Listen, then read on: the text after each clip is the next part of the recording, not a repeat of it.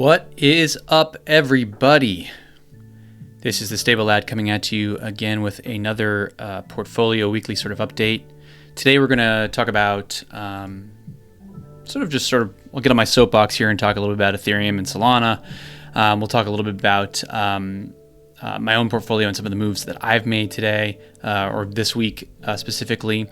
And we're going to talk a little bit about also just where I think we are in the sort of macro market. And then we'll get into some of the things that I'm not endorsing, but they're sort of juicier yields, the interesting things that I'm seeing in this space that are at least worth sort of just taking note of. So without further ado, let's get into it today. Let's take a quick pause. If you'd like a simple reference guide that shows you how I think about building a stablecoin portfolio, from risk tiers to position sizing, and even how insurance fits in, I put together a free guide you can download. It's the same framework that I use myself, designed to keep things steady and easy to follow at a glance. The link's right below this video. Grab the guide, and while you're there, make sure you're subscribed so you don't miss the weekly updates I share on how I'm adjusting my own portfolio. All right, let's get back to it. So Ryan Watkins just put out this post the other day, which I thought was really interesting because Ryan Watkins has been a pretty big critic of Ethereum and mainly a Bitcoin bull for a long time. And he posts here, the more time passes, the more I believe crypto natives have completely lost the plot on ETH and that it's becoming impossible to replicate the product that Ethereum has built. I think what he's trying to say here is that so many people are focused on price and so many people are focused on the ETH killers are gaining traction, all these things. And we've lost the plot of what ETH was actually really built for and what it's actually accomplishing. I use the proverbial we here because I'm not a builder on Ethereum, but I've just been an evangelist of Ethereum for a really long time, and I really love what Ethereum sort of stands for. But let's just kind of go through this, right? So at this point, no other ecosystem is even attempting to create a World War III resistant, globally shared settlement system. And as great as Solana is, it's just not that. Ethereum technically is that, right? Or at least that's what they really have set out and tried to do. The unopinionated, general-purpose go-to-market strategy that made Ethereum possible is now dead on arrival in today's highly competitive and heavily financialized market. Like Bitcoin, Ethereum emerged from a unique set of social, economic, and technological conditions that no longer exist. He goes on to say, and I'll link this into the show notes here. But what he's basically saying, the TLDR here, is that institutions chose Bitcoin, and just like they chose Bitcoin, they seem to be choosing Ethereum. Now, I think that's sort of maybe a little bit more broadly speaking. I think there are plenty of cases in which you can see things happening on Solana as well. But it's just, I think it's really interesting to sort of note that this is what Ryan's seeing and what he's writing about here. He also writes here, the cherry on top is it seems that the Ethereum Foundation, the community by extension, has finally got its stuff together for the first time in a while. In the past 2 years, I thought Ethereum was struggling, but that the game was still its to lose. There's a long road ahead, and success is not guaranteed. So Ethereum has built out this roadmap, which was very controversial. Do we go with this roll-up roadmap? How do we actually scale this thing for real-world global adoption? How do we keep decentralization a key and a priority for us while we scale out? And everyone that sort of left the Ethereum ecosystem for Solana was like, well, Solana's done it already. You don't need to do it Ethereum. But Solana sacrifices some decentralization for its speed, right? And it's now looking a little bit more like Ethereum chose the right direction. It's looking like the Ethereum Foundation really has its eye on the prize in terms of global scale. The Fusaka update was a massive step in the right direction. We can go over here. I kind of talked about it here on my Substack here. In my last update, they did 13 EIPs in this one Fusaka update, and this is just the beginning of what Ethereum is doing to scale Ethereum. ZK proofs and ZK technology is coming, which is going to scale Ethereum faster and harder, and Ethereum is really ready to go for what Ryan describes as sort of World War III resistant, truly decentralized smart contract system, blockchain.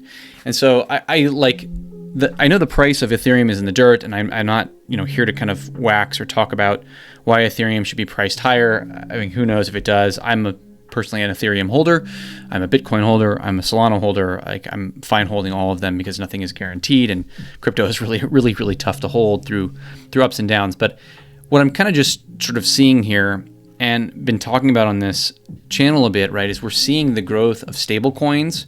It doesn't mean that it's going to stay on Ethereum, but we're seeing institutions adopt it. We're seeing people continue to build on it, and I think that while to the sort of savvy, I want to get rich crypto investor, or the unsavvy, I want to get rich crypto investor, none of this stuff really matters, right? They just want to see the price goes up.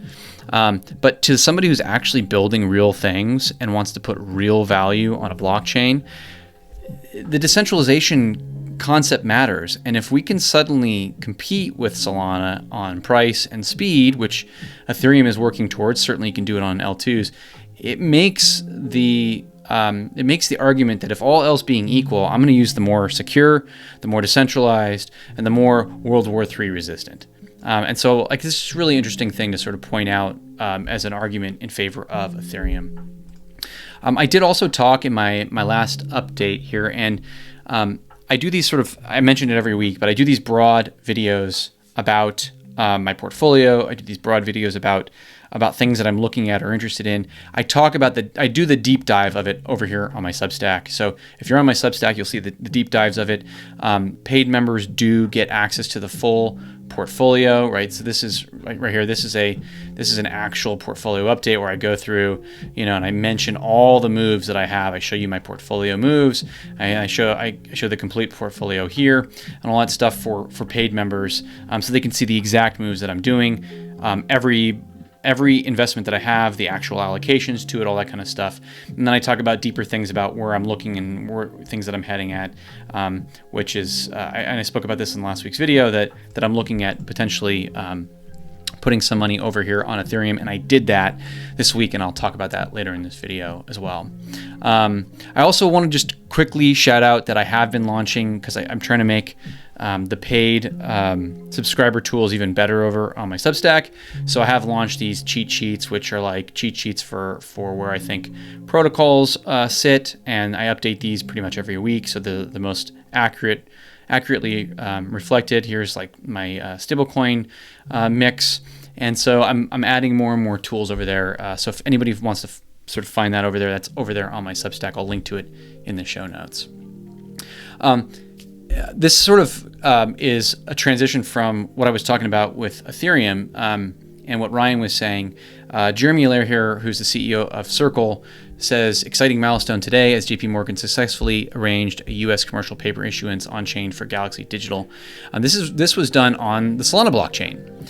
So while this is really, really cool and really, really interesting, and it's a super success for stablecoins and stablecoin growth in the market, they chose to do this on the Solana blockchain. So just kind of goes to show you that not everybody is building only on Ethereum. There's stuff happening on Solana too that's real. And in fact, let me pop this open real fast. Bear with me while I do this here. I think I mentioned this last week. Let's take a look at this. Stablecoins. Let's take a look. Stablecoin supply by chain, and Solana's big. It's not small, right, by any means. Obviously, 165 billion is humongous, right? On Ethereum, it's much bigger. It's a 10x difference here on Solana, but Solana's not nothing. So stuff is really, really happening on Solana. We also take a look real quickly here. Let's look at chains. Let's see if we can go here. No, this is not what I want to see here. Let's go back. Metrics. Let's go total value locked. Let's go to TVL by chain. Here we can see Solana has got 8 billion here, TVL on the Solana blockchain. Again, Ethereum's far bigger, almost 10x bigger, but Solana which Solana used to be down here below base, below Arbitrum and stuff like that, and now it's caught way up and it's catching up. So again, just sort of going to show and just point out the opposite of what Ryan said here, which is that Ethereum has sort of proven him wrong and is the choice for all institutions or most institutions. It's not entirely true. Like Solana really does still have stuff going on it, and Avalanche does too to some extent. It's just not really even close. The big thing this week, the big change this week was, and I had mentioned this on last week's video, and I mentioned it in my article on Substack, that the GWEI prices since the Fusaka upgrade, where they increased the blob size and they increased, they did a bunch of updates on Ethereum that essentially made Ethereum a little bit faster and a little bit cheaper. I've begun to deploy things over to Ethereum. I thought about a broad sort of investment idea of like maybe putting a lot more capital on Ethereum, especially if we head into sort of bear market territory. I don't know if we do, but if we did, I thought it would be good to have some cash over in Ethereum. And what I decided to do was, instead of having a broader amount of assets over on Ethereum, I would just move most of my low risk allocation over to Ethereum. So if you remember, my low risk allocation is 50% of my portfolio. And these are positions that I'm being paid less on, and I don't necessarily need to move it around a lot. I'm not trying to move those positions around. So that makes sense for me to move it back to Ethereum. And if we kind of look here, right, the GWEI is pretty low. A swap, the sort of average price is 40 cents per swap. Bridging is 13 cents. Yesterday it was 7 cents. Here this was 30 something cents or 20 something cents. So I was able to bridge stuff over pretty inexpensively, which maybe based on the amount of money I put over, I'll probably make that back in a week. The amount of money that I bridged over there with the APYs that I have. So I'll go into full detail on that again in my Substack. I'll do the full math and the full detail and the breakdown for people who are paid subscribers over there that want to take a look at that. But it just made sense mathematically to kind of bridge some money, some assets back over there, especially stuff that I just don't intend on moving things over. And a lot of that was on Aave.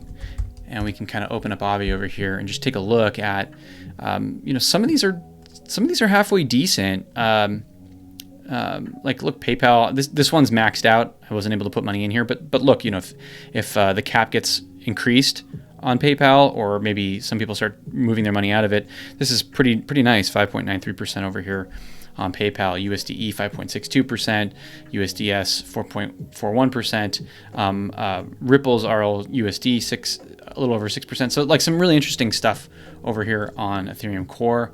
And then of course you have these Orion assets. This is the real world assets. So massive amounts here. USD coin paying 5%. Like that's not bad at all over here on mainnet. RLUSD paying 6.49%, so better than the core instance. So just some things over here. I did move some positions to Uniswap, a couple of positions over there, and I found that generally Aave was better than Compound.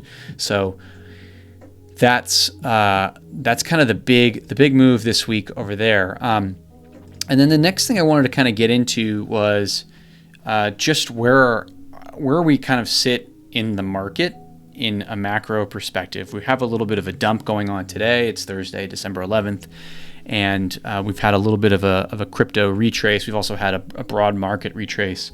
The Fed lowered rates yesterday, and I kind of suspected that we would have just a little dump on it. Even though the Fed was pretty dovish, we had this problem, right? So Oracle stock fell 14% overnight. I think it's bouncing back a little bit here. Lost 105 billion in market cap overnight.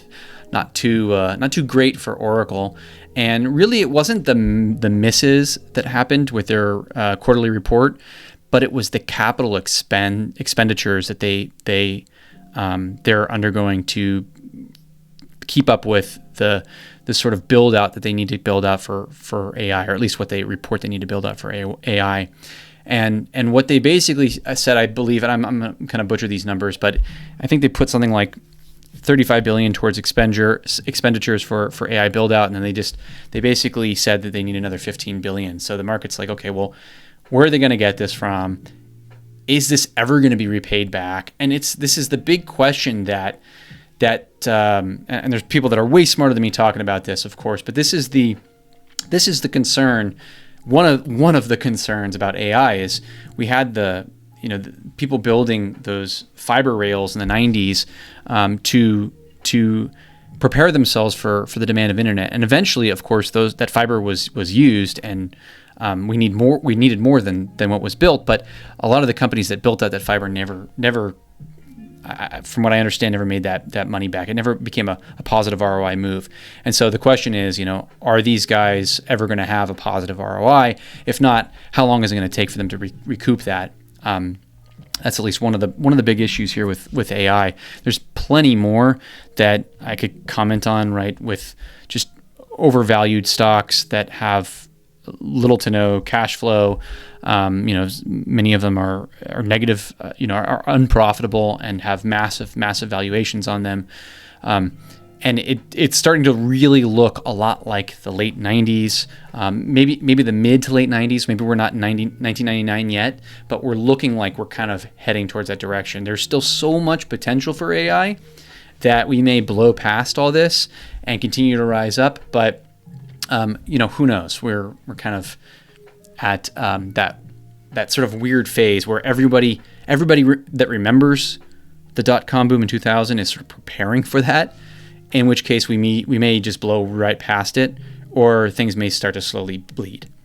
But one thing that is sort of making me a little bit more bullish than I have been, because I got a little slightly bearish in terms of what I was trying to sort of do in the stablecoin side of things, and just sort of thinking about the crypto markets, is this, right?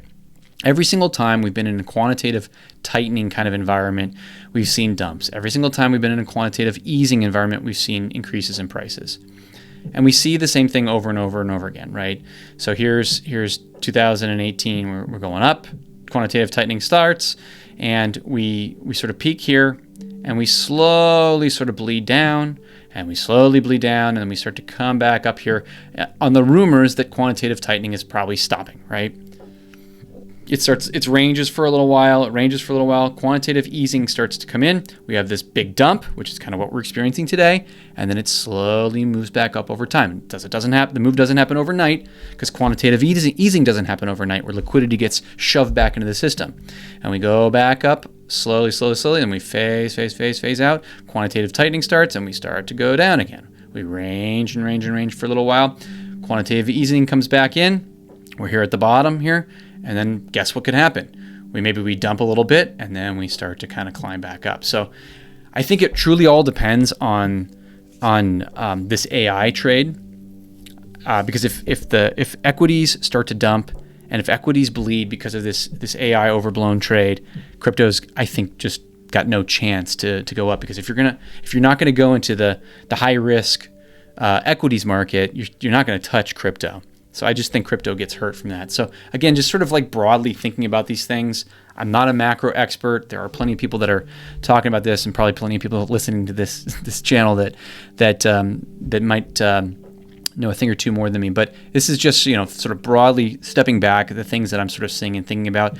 And one of the reasons why I think we're in a space where the Fed just they're not doing quantitative easing yet, but we've stopped quantitative tightening.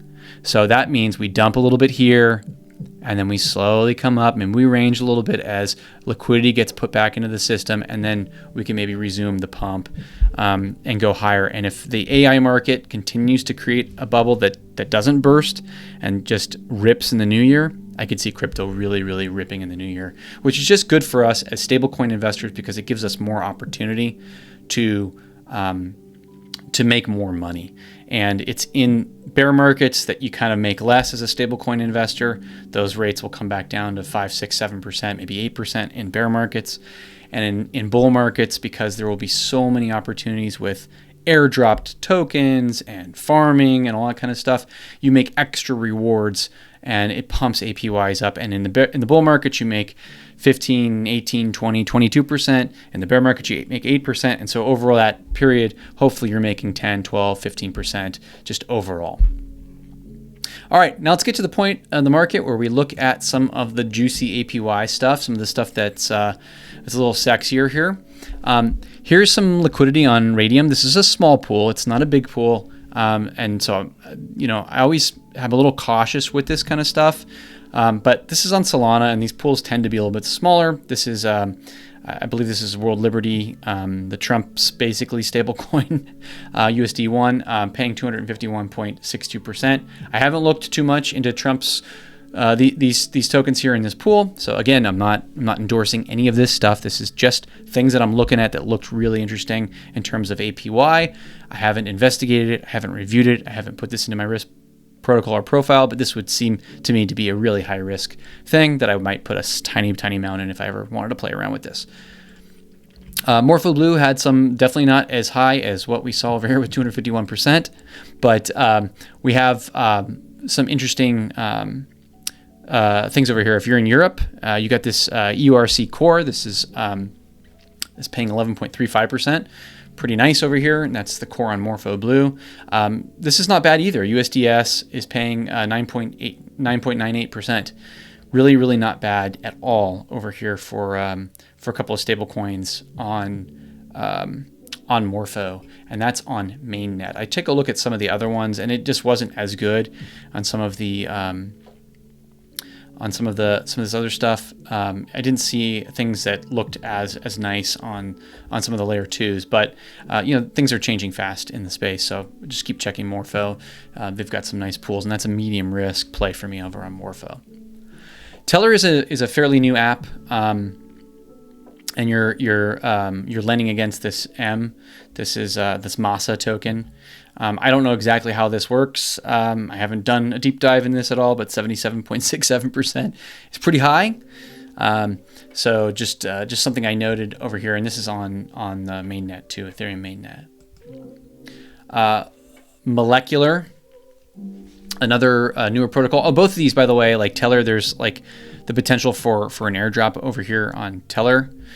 So I think they might drop a token at some point. So another opportunity to take advantage of if you're a little bit more risk averse. These are all high risk things for me here.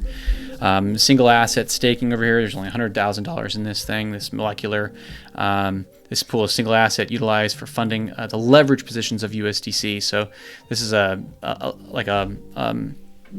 they're funding leverage positions, and they're paying a super high APY right now, 52.4%. Molecular, and I think they're doing a token too. That's why they have this sort of pre-sale here too. So you might, if you did put some money over here, again, this is super high risk, but if you put some money over on this one, if you're risk averse, a little less risk averse, then you put some money over here and you might get an airdrop token. Who knows? I'm not endorsing any of this, but just interesting. Tala is over here, I think on the Katana blockchain, I think is what it's on. Let's take a look here. Where did I find that? Talaswap, Aptos, excuse me. It's on the Aptos blockchain. On the Aptos blockchain, this is a I don't know if it's a Uniswap clone, but it is an AMM. So it's a market maker, and it's a USDC, USDT pool, paying 47.86%. As you can see, they've got, you're making the swap fees, you're making staking rewards, and it's got 3.1 million in this. Not a ton of volume. Actually, it is a ton of volume. It's a decent amount of volume. But they're paying a hefty rewards over here. So if you're on Aptos blockchain or you feel like bridging over there, it's not looking too bad on Tala. Or Thala, I'm not sure how you pronounce that. Spectra is basically trying to do, I think, what Pendle Finance is doing on Mainnet, and this is on Katana over here on the Katana blockchain. This is Agora's AUSD, which I've talked about a bunch of times on the channel. AUSD is a medium risk token for me, and it's backed by real world assets. It's based in the United States, backed by the same kind of similar structure as Circle. And to operate in the United States, you have some really strict requirements. So I'm happy to put AUSD in my portfolio. I've never used Spectra before. This would be a high risk protocol for me. But 14.98% is your fixed APY here in this pool. there are a bunch of stable pools over here paying some decent like dollar, right? Like, again, small liquidity, but 98.24% USN, 23.82% USDC, paying 15.17%. Just some really interesting stuff. It shows the blockchain here. So Sonic, Ethereum Mainnet, Avalanche. Just kind of, if you come over here on this stuff, just be aware of what's going on over here. Again, haven't done a deep dive on Spectra, but it looks like they're trying to do what Pendle's doing. And they got access to some other blockchains that the Pendle might not be on. So that is what I've been looking at. Just to sort of summarize today, I moved my low risk, a decent part of my low risk portfolio, all over to Ethereum Mainnet, just thinking that since the fees make more sense, I probably wouldn't move anything unless it was over $1,000. When you're at $1,000, the math starts to make sense. I mean, maybe $500, the math makes a little sense, but you got to kind of, I would do like, I would really sort of weigh out the risk of having those fees eat up your APYs. Oh, and another, just one last sort of hint or tip: if you do move things over to Ethereum Mainnet, make sure that in your wallet, I like to use Ryan wallet. MetaMask has gotten a little bit too kind of like, in order to make it sort of easy, they remove a lot of the things that you can choose in there, where you could choose how fast you want the transaction to go. So MetaMask, in order to prioritize transactions and move things quickly, they tend to pay the highest amount, and so you'll end up paying more than this 40 cents. You'll pay 80 cents or something like that, 60 to 80 cents using within your wallet. It will automatically default to the more expensive one to push that transaction through. On things like Zorion and on MetaMask, I think you can still do it, but on things like Zorion, you can choose to go at the average speed or a slower speed, which will knock that down tremendously. So like my swaps that I was doing the other day, I was getting like something like 45 to 60 cent estimated costs, and then I moved it to average, and it cost me 18 cents to swap it over. So that's just another like a little tip. So again, move the low risk stuff. I personally moved the low risk stuff over to Ethereum with the plan of just sort of sitting there and letting it hold and not doing anything with it, and just earning nice yield over there with deeper pools, deeper liquidity. And now that these fees have become a lot more reasonable, it made more sense to me. The math, I will do all that with my portfolio update on Substack this week. The other thing was just market wise. I think the AI trade it's really important. Macro, the equity markets are really important for crypto. We're kind of trading alongside that now, and we have been for some time. So I think if AI really loses it, it won't matter that there's quantitative easing or that quantitative tightening is stopped. We'll get a deeper pullback and a deeper dump. But I do think eventually quantitative easing will happen, and when that does, when liquidity comes back into the system, people will move away from the safety stuff, and they'll get more interested in some of the higher risk higher risk assets, crypto included, and I think that will help pump everything up, which is just more opportunity for us in stablecoins and in crypto. And then of course, none of these higher risk things I've done. Again, just want to reiterate again, I'm not endorsing any of these things. These are things that I find interesting that I thought it would be cool to share over here on the channel. So stay safe. Stay stable, have a great plan. If you're going to invest in anything, whether it's crypto or equities, have a plan, have a solid plan, stick to that plan, be strict with yourself, have some really good risk management. And until next time, my friends, stay stable, have a great weekend, and happy almost holidays. I'm the Stable Lad, and if you like today's video, please hit that subscribe button. Every week I break down what's happening in the world of stablecoins and why it matters, clearly, calmly, and without the hype. This channel is for educational purposes. It is not meant to be financial advice, so always do your own research and manage your risk wisely.